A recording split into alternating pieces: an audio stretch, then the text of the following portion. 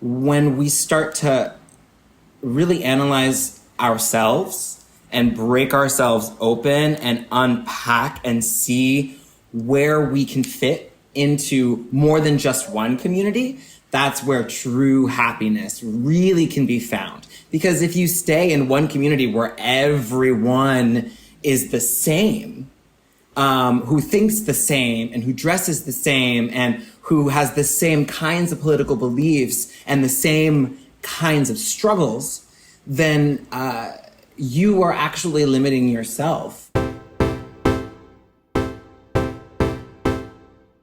It's the end of season 3, y'all. Makes me sad. I could do this truly all day, every day. We're not done yet, though. There's one more episode. Our season 3 finale is with Brandon Kazen-Maddox. They are an American Sign Language artist, director, choreographer, dancer, filmmaker. They are also co-founder of Up Until Now Collective, a New York City-based artist collective doing some really important work, not just for the artist community, but for all of us. So I want you to listen to this episode with an ear for, is this who's missing and what's missing from my organization, from my group of friends? How can I support? We talk all about how to find your place in this world, something I think I know I yearn for. Brandon is so smart and inspiring, and they gave me so much to reflect on. You're gonna learn a lot. You're gonna feel good. Get ready. I'm Emily Drake, and this is Who's Missing.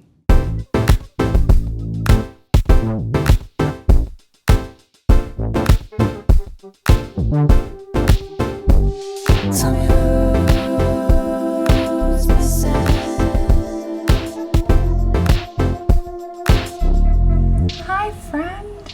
Hi. What did I interrupt the middle of? It sounded like you were talking about where you're living these days. Your lighting's fantastic, by the way. You did Good. it.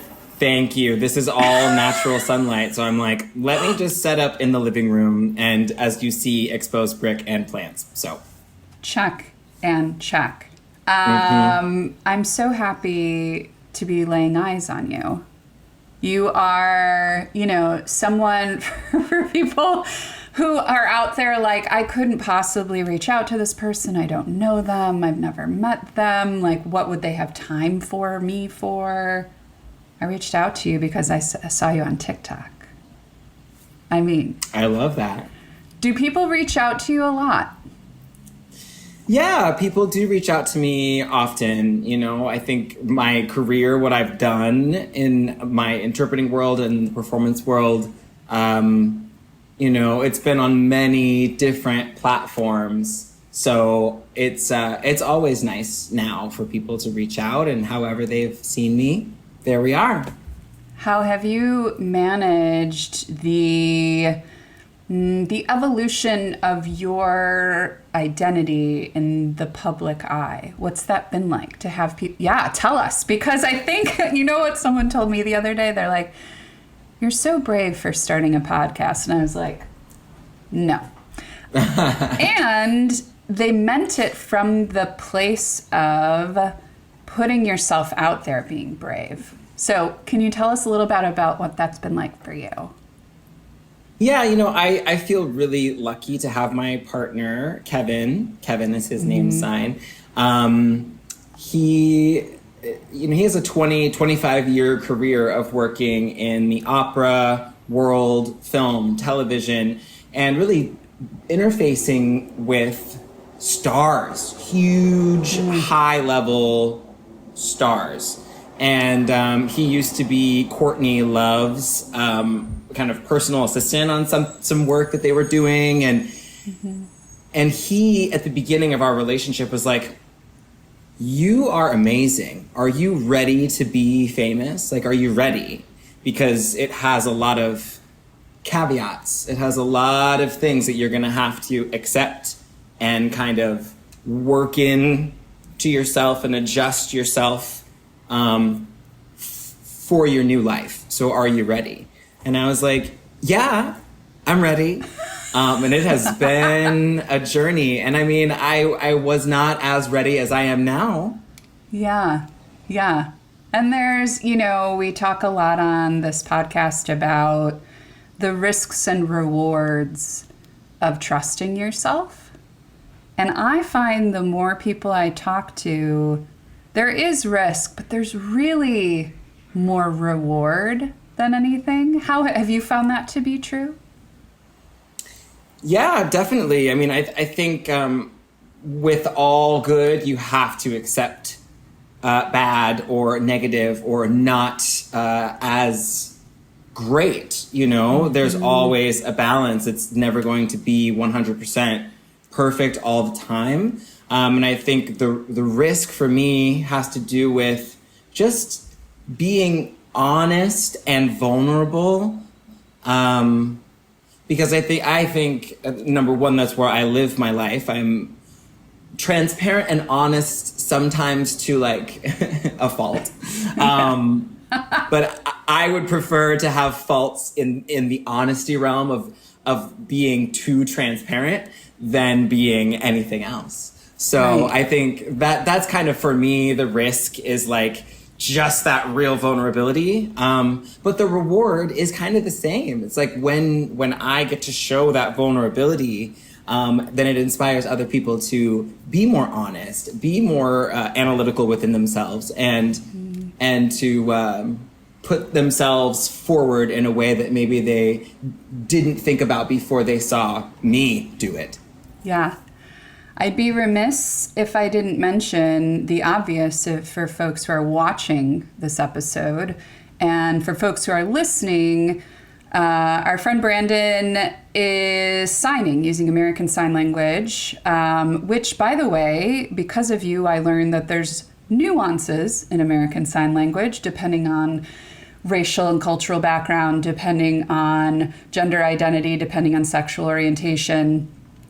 So I just want to mark that for everyone. Like, we know it's happening and it's very intentional. And would you mind just, sharing with us? I'll say this for our podcast, it's the first time we've done a video episode. Right. And it was the very obvious thing we would do, but tell us how you introduced that idea to us and why it matters. Sure, definitely. So I am talking with my voice and signing with my hands at this moment. So my grandparents are deaf, and I grew up in a home where everyone used sign language. So my deaf grandparents, my mom, who's a CODA, child of deaf adults, my two aunts, and my uncle, who were all teenagers when I was born, everybody. And then I was born into this world where my hands think and my mind thinks in sign language, and my words kind of are along for the ride, I like to say. And so my words are really just kind of representing what concepts and memories and feelings that I have in sign language. And it's how I best express my full voice. There are times within the deaf community that some people say that you have to choose between either talking with your voice or signing with your hands and turning your voice off. American Sign Language has, 5 grammatical parameters that when you use all of them together, turning your voice off, that is a beautifully strong, full expression of American Sign Language. And at the same time, there are many people who talk and sign for their lives. There are hard of hearing people, there are deaf people who use their voice. And for me, it's personal expression. Mm-hmm. Yeah. And it's, I think there is probably, I want to go back to your social media presence, and I'm thinking about, and not just, let's stay with that. Your social media presence and how social media has played a role in, we're here to talk about finding your place. Right? Definitely. My experience with that, it can be, physical space, it can be mental space, emotional space. I want to explore how social media, for the communities that you're a part of, has helped you find your place? Yeah, how social media has helped me find my place. So I started my journey with social media through YouTube, I think. I mean, back in San Francisco when I had started circus school, I studied Chinese acrobatics, and I started my life as a gymnast from age 4. So I've always tumbled. And so I remember my coach told me that he wanted me to think of an act.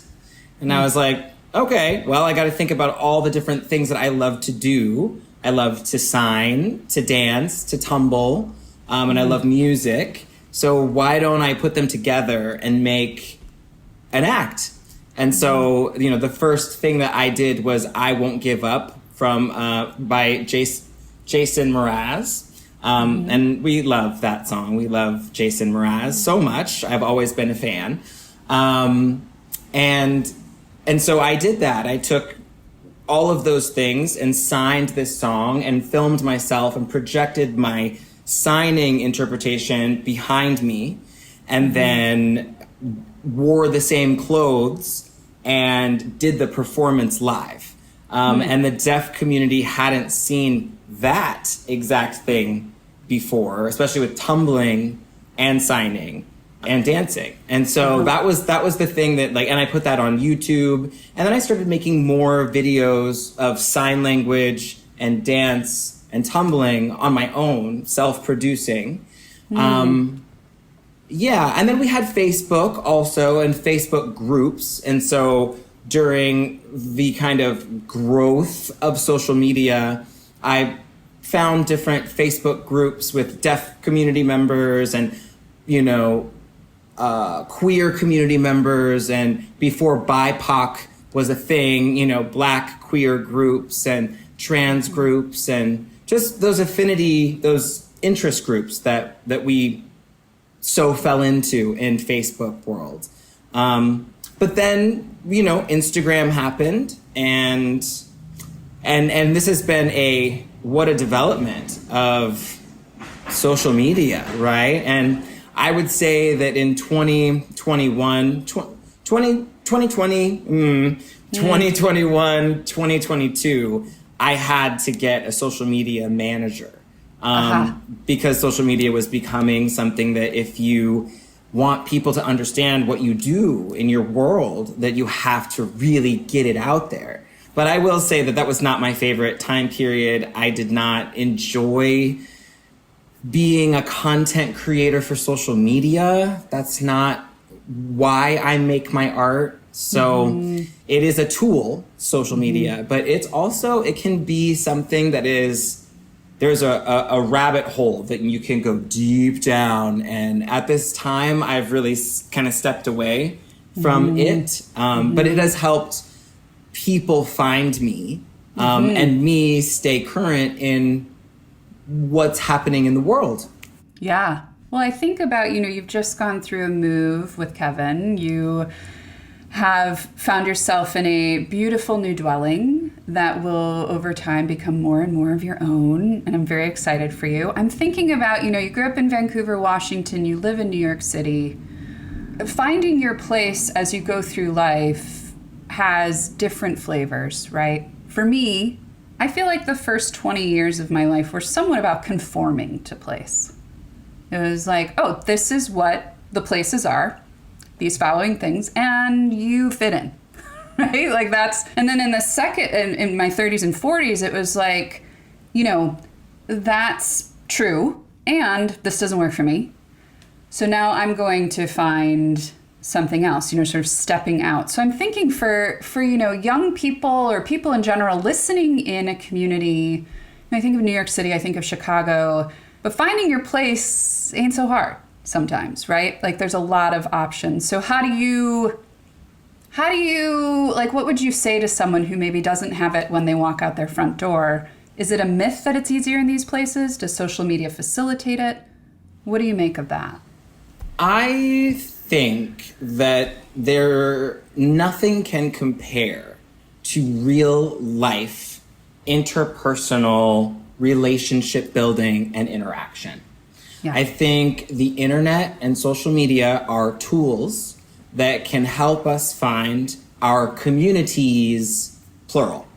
Some people feel like they belong to one community. Dancers, for example, with like a capital D, dancer, that is its own world. Singers, musical theater artists and performers, even communities like the disability community, blind folks or deaf people, or even gay men versus lesbians.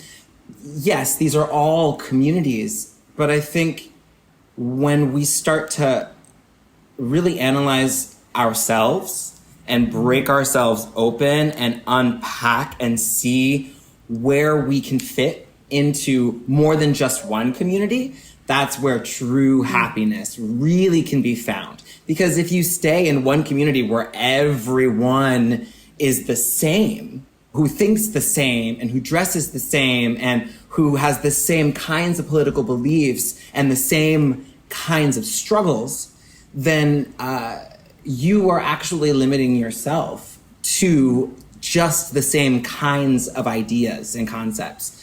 It's when you put yourself in the same room physically with someone who has a disability, or someone who has a different ethnicity, someone who has a different preference in their lifestyle. And then you find the similarities and differences there. And then you really learn what you believe and where you can fit in the world. And that, contrary to some people's beliefs, we don't have just one place. We belong everywhere, really. Ooh, I'm buzzing now. I want to stay with this thought about you belong everywhere, and speak to the person who's listening about maybe someone who is struggling to take a step toward freedom and how you find that freedom. I'm mindful, Brandon, that you've created spaces before. I'm reminded about the Up Until Now collective, which you created at the beginning of the pandemic. You created a space that didn't exist before. So I'm wondering, that I'm kind of getting around to this question, how do you decide whether you need to create a space or find a space to be in? That's a great one. I think there have been many times in my life where, as a Black person who has a white mom and a Black dad, I was not Black enough or not white enough for many spaces where I grew up. So there was no space for me to be. In the deaf community, I am not deaf. But I have deaf culture inside of me. That's how I was raised. My grandparents are deaf, not my mom or dad. So codas even some of them don't look at me as the same as them, even though we have similar experiences. So the deaf community and hard of hearing people are kind of out of place too. They're sort of straddling these different worlds. So that's a community that I have loved and am a part of, but at the same time, I can remove myself from it. So there's not exactly a space for me there either. When it comes to the gay and queer communities, we have safe spaces also. So if there are gay men being together to do things for gay men, or lesbians for the same thing, trans people, it's okay to have our safe spaces. Definitely. We need them to be able to fully express ourselves sometimes. Yeah. But when those safe spaces become exclusionary and they never allow someone else who's an outsider to come in and learn and exchange information, that's when it becomes dangerous, in my opinion. So I think when you step out the door and you wonder, like, where can I go? what I've been doing lately is, signing up for different email listservs and of things that I'm interested in, films or different spaces, institutions, places that put on performances, and just letting them tell me what's up. And then I'll find whatever it is. I'll put it on my calendar and I'll go alone. I just watched, a film at the JCC, the Jewish Community Center, last night, The Fabelmans. It was on the rooftop. Oh my gosh. An amazing film. I've heard. I haven't seen it yet. It's very long, but it is worth watching all of it. It's beautiful. But I met some amazing people that I loved enjoying a film with. And I think, and that's where you find community. Yeah. Did that take practice for you to do that? Is that intuitively and instinctually who you are? I know I can conjure the image of like 4 or 5 people who would be like, that's my worst nightmare. Right? So like, how is that manifested to this place where you're like, yes, and then I'm going to do this? Or do you always have a little bit of fear maybe? I don't know. Well, I want to go back to, you mentioned Up Until Now Collective. Yes, please. Up Until Now Collective. And we made that company. We founded that company. Kevin, our executive producer, Jecca Berry, and myself. And then Marcus Shields is our videographer, editor. The 4 of us, have experience in the opera world and in performance and music and dance and film and theater. In 2020, we saw the world crumbling before our eyes. We saw institutions that were rotten from the core, that were collapsing on themselves.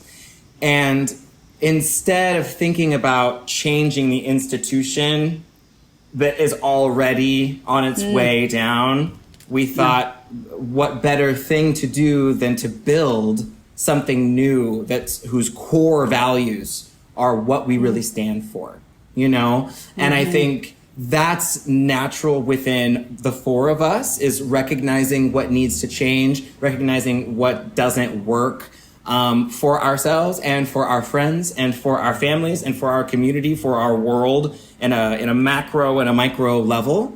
That's a natural thing that the 4 of us share. But again, I think going back to encountering many spaces that I didn't belong to because people decided that they would exclude me, forced me to build something for myself where I can create the world I want to see and belong in that world, not just work for it or facilitate communication between groups separate from myself, Yeah, absolutely. You're bringing up, to me, it sounds like you almost like have to do the research a little bit, test it out, try new things. There just has to be a willingness to try. And if someone's listening today and they're like, I don't have a willingness to try, it's like, okay. On the other side of that might be an opportunity, but also, there's a whole variety of reasons that people don't feel like they can go find a place. Mostly, I think what you've shared, which is you've been, asked to leave places or didn't fit in places. Someone said, know your place, right? Who didn't hear that growing up? Actually, I'd love to hear what you have to say about the people. I can't wait to hear your response to this, who are like, know your place. And what that means, really, and how you relate to that phrase. Yeah, that's a hard one. For me, Say it again. As an intersectional person, as a Black person, being told to know your place is its own historical statement. And I heard this statement in school from a white deaf teacher telling me and the class, but specifically talking to me about a question that I asked. about the things that I do in our community and what I love.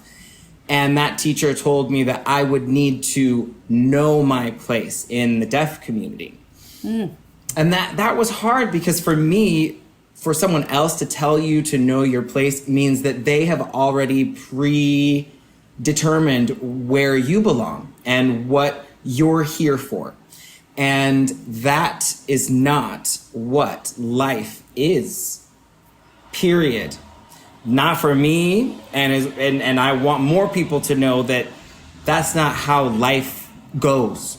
You know, that only works if you let someone tell you where you belong, what you should be doing or not. Now, we do have rules and we have laws that exist for government and governance and safety, which makes sense. But I think what's also equally as important is a questioning and a curiosity of those rules that exist. You know, what are they for? Who made those rules? Who do they benefit? Who do they exclude? Do those rules actually apply to everyone in the room, or are they set to keep some people up here in power and to keep some people down here in their place? And it is our responsibility as people in this world to question those rules, always.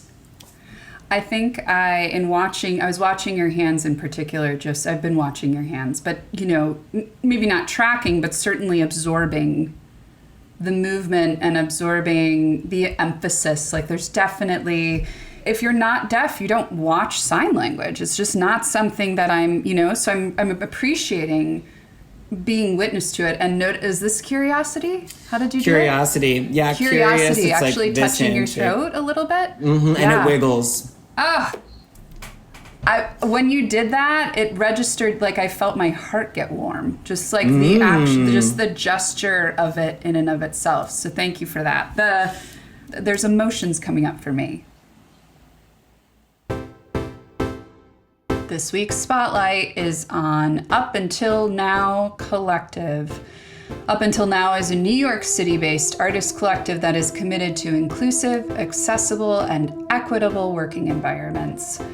This collective develops and produces new interdisciplinary work that explores language, empathy, intimacy, and connection, and seeks to challenge the status quo by building new structures for artistic creation. Lots of new there, and I know our listeners love that. So since its inception, UUN has collaborated with over 300 artists. To learn more, visit upuntilnowcollective.com. Oh, what a gift. Now, back to the show. So I want to hear a little bit about the space you're creating with it. And then I want to hear about, if someone's looking to find their place, what questions might they be asking to land on the Up Until Now Collective as a place they might like to be a part of? We created Up Until Now Collective. The sign is Up Until Now Collective. And we created this space so that people can have a space where intimacy, empathy, and connection live in harmony, in community. We also made this space to bring together people who might not normally meet each other. So, musicians, instrumentalists, singers, dancers, opera, the disability community, blind people, deaf people. Just because you have a disability doesn't mean that you tend to hang out with each other. Same thing with music. Just because you do and make music doesn't mean that you get to meet a dancer, And so we noticed in our worlds just how successful and how powerful it is to bring people together, and what happens, the magic that happens when you find your place with other people. How have you seen since it's created? I mean, obviously the whole world's changed since 2020. As you think about like the percentage of time you're investing in an effort, and I know you're fresh off of a one-person show that we'll talk about, but as you think about the mission of the organization and the place it is and how it's evolved since 2020, when everything was on fire, how have you grown with it? How has it grown?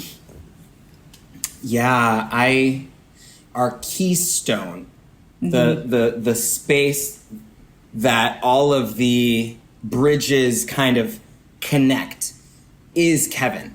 Kevin Newberry, my partner. He is the common thread throughout everything. And he grew up with such an emphasis on empathy and connection and community and intimacy. And I think his spirit has influenced everyone who's touched our work and vice versa, the lives that we've touched. And all of us, I mean, one phrase is all boats rise together. And it's not about a hierarchy of one person in power and the rest have to listen. It is very much a collective effort. And I think that has helped me as a leader, as an artist. I remember when I first met Kevin, I mean, I told you earlier that when I was in San Francisco, I had to make an act, right? And self-produce. And also when you're self-producing, you can tend to be a little bit like, ooh, I don't want anyone to touch my work. I am the person who's controlling it, right? But another idea that we follow is the best idea in the room wins. So it's like if you're in a room with all brilliant minds and everyone is throwing it into the pot, you know, and there's open discussion about what we want to make together, then you can't really go wrong.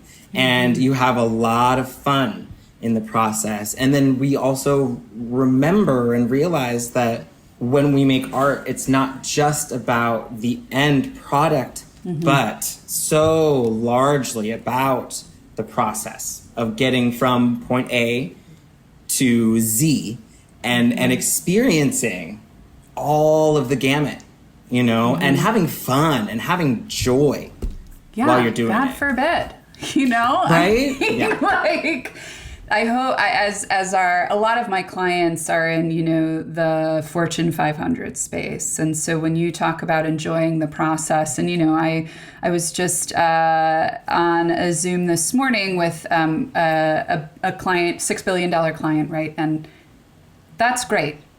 You know, it is so great. And I hope that the culture at the organization continues to be inclusive and let people feel welcome as an employer and as a successful company. But I think, you know, when you get into this, like talking about empathy and talking about places, you belong everywhere, right? And if you are ever made to feel like you don't belong, it's not the right place for you. And then, Brandon, you start talking about like find people who aren't like you, then in my experience, the corporate world gets a little shaky. Then it's like, okay, we're going to lose something here. So I wonder, you know, about you creating Up Until Now Collective, when people are scared about a space being inclusive, how you would articulate like what you really have to gain there, you know, versus the fear of like, this is going to cost a lot of money. This is going to, you know, I'm going to lose something, right? That is interesting. I mean, I think in my experience in making spaces more inclusive, I have only gained wisdom, gained perspective, gained new friends, new linguistic ideas. And I understand that fear can be a high motivator to avoid change. I see it. Do I feel it myself? No, I have never really. It's my worst nightmare is doing the same thing every day. I don't like it. I've never liked that. More power to the people who like to do that, but just like you said, some people, their worst nightmare is having change every day. It can be stressful. Yeah. However, I think in the corporate world, for example, there are summits. There are times when the corporation wants to bring together everyone, and they want to talk about their goals and their mission and what Q 1, 2, 3, and 4 are going to look like, and all of those things. And like you mentioned, there's a one-person show that I have, right? And it explains my story, my intersectional identity, and it shows the art that I make and has a performance with dance and acrobatics and sign language and film and subtitles. So it's a way for corporations to be inspired by the art and the creativity that I make, to hear and feel amazing music, and dancing and sign language, and then to gain some perspective on inclusivity and the disability community, the deaf world, sign language, the Black community, what it means to talk about non-binary and trans people, verbiage, the right kinds of ways to talk about things. All of that you get from this one-person show, but you also gain that from inviting someone new into your world. And I like to think of myself as a bridge. So when I'm invited somewhere, I'm happy to be there. But soon you will have more people who have different perspectives and who are from those different communities. And you'll gain even more insight. And then your company itself will be that much better. Absolutely. I'm thinking you just debuted this one-person show. Congratulations. OMG.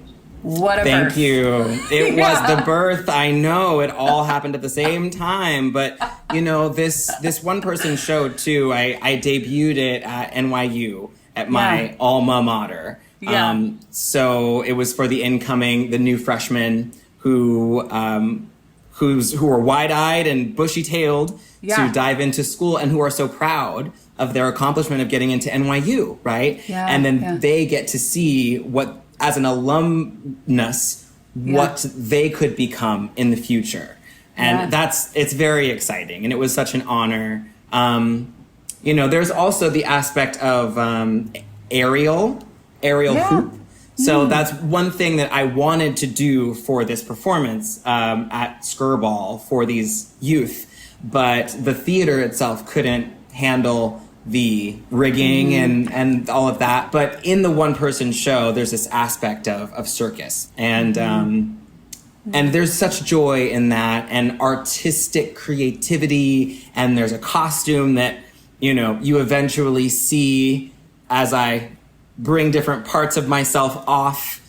Necessity is the mother of invention, right? And we need new perspectives. We need to see new stories. We need inspiration. We need to zhuzh up things that might be a little sometimes mundane. And that's why different corporations and different summit meetings call me. So it's an honor to be able to share my story too.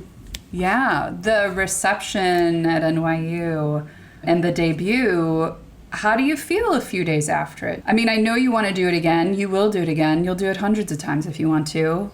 That's my belief. But what was it like? What did people have to say? And how does getting feedback fit into that for you? Well, the title of this one-person show is called Freedom.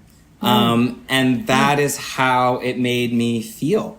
It feels so good to be able to artistically express myself, with content that I know helps people deal with their emotions and deal with life.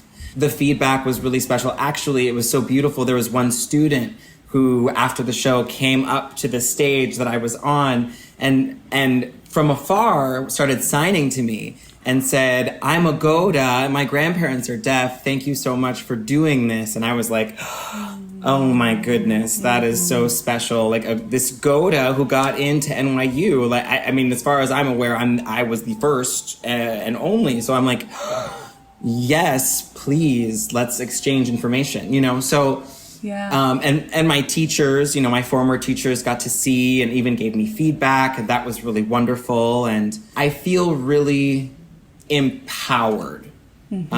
Because I've spent the past, I mean, my whole life, 35 years, but the past 10 years really focusing on facilitating communication between deaf people and the hearing world. Yeah. And really removing myself from the equation and like letting life happen. But as an artist and as a person whose job it is to actually express myself, I had to choose between kind of only facilitating communication and expressing myself and sharing the knowledge that I've been able to learn over this lifetime, you know? I do.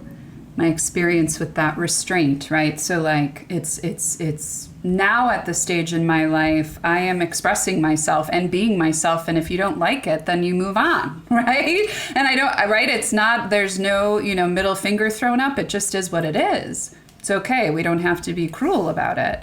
But the whole premise of this podcast, and we'll end with this, is who's missing from your life? You know, from your dinner table, from your friendship circles, from your boardroom, right? From your leadership team. I hear a lot like, we just can't find the people, blah, blah, blah, blah, blah. And I'm like, then listen to this podcast, okay? Because here you go. And I also want to sort of humanize you and ask you the question as we close. There's two. Who's missing from your world? And what are you kind of looking for, or who? And is there anything you want to inspire people to do? Yeah, I think, you know, starting with who's missing from my life. As I've said throughout this entire beautiful conversation, that I am a fortunate person to have so much intersectionality, right? Yes. And there's this Black part of me. There's the deaf part of me. There's the queer part of me. There are many more facets of this diamond of a spirit that I have. Yeah. And it's my responsibility, it's no one else's responsibility to feed those parts of myself, you know? And when I notice that they're missing, when they're lacking, I have to go and refill them. And I encourage everyone to analyze themselves and open up and take a look at the diamond that is you, and check out those facets and understand what needs, how do they get fulfilled? And, you know, do they deserve a little bit of shining? And put yourself in those places. It's not anyone else's responsibility but yours to find the time to shine your spirit. You know, with Up Until Now Collective, we are working so hard to make art that we see is missing in this world, and tell stories that are missing and that have been missing. And we need support with that. So you can visit our website at upuntilnowcollective.com, and you can sign up to the newsletter. You can research the work that we've done. If you can help in any capacity, in any way, we would love that, because it does take a village, and all we do is bring in people who have a strong spirit, a strong heart, and who want to make change in this world. And we would love to get to know you. Beautiful. Brandon, I'll just say this. Right before I got on here, I had to do some stretching. It's my afternoon dip. The energy. It just is what it is. The moment I saw your face, and Kevin said you're going to be a star. I mean, I don't know. I hope if you want that you become a star. I think you are already. But I just have to thank you for being so willing to share you and your story with me. We don't know each other. And I want it to be an inspiration to other people that, like, just because you don't know someone doesn't mean you can't get to know them, So thank you for taking time on your homecoming day with your beloved. Are you kidding me? Well, thank you, Emily. It's been really wonderful to get to know you, and you're such a great interviewer, and that's one thing that Kevin and I love about each other is that the lives that we live keep on going, and any positivity, anything that is great, bring it on, and we are here for it. So thank you for this opportunity. I'm excited to hear it and see it. Thank you for filming. Important. I think you'll be really happy with the idea. I think so too. Thank you, friend. I send you forth to have a wonderful evening together. Thank you. That was Brandon. I told you they were inspiring. If you liked this episode, don't forget to subscribe. If you loved it, don't forget to leave us a review. And even if you have feedback, let us know. We are open. This is the last episode of the season, but we're still going to be posting on good old Instagram and TikTok. So check us out at Who's Missing Podcast. See you there, friends.